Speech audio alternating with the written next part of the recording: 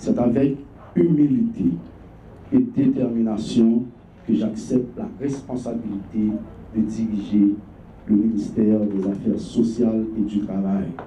Je remercie les autorités de l'État et plus particulièrement son Excellence, M. Alix Didier Fils-Aimé, qui m'honore et m'oblige à servir avec droiture et efficacité. Notre pays traverse une période de grande épreuve. Trop de familles vivent dans la précarité. Trop de travailleurs voient leurs droits fragilisés.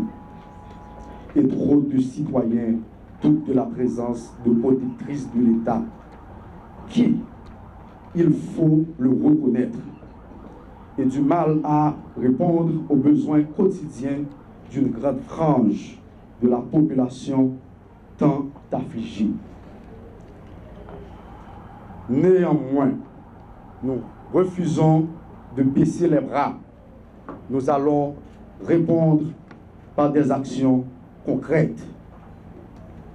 Débloquer les canaux d'aide aux plus vulnérables. Préserver la dignité de ceux qui soient en dehors des circuits de travail, soient maltraités. Recréer une synergie dynamique entre les acteurs sociaux pour agir avec une efficacité renouvelée. En ce moment solennel, je ne puis m'empêcher d'avoir une pensée profondément émue pour nos frères et sœurs déplacés, contraints de fuir leur maison sous la menace des gangs, tandis que les forces de l'ordre luttent avec de plus en plus de détermination pour pacifier les quartiers entiers. Nous tâcherons de continuer les programmes qui doivent accompagner ces mères qui ont quitté leur foyer dans la peur pour sauver leurs enfants. Ces pères qui portent le poids du déracinement avec courage et ces enfants qui grandissent sous les abris précaires. S'ils sont privés de stabilité, le ministère doit éviter qu'ils soient également privés d'espérance.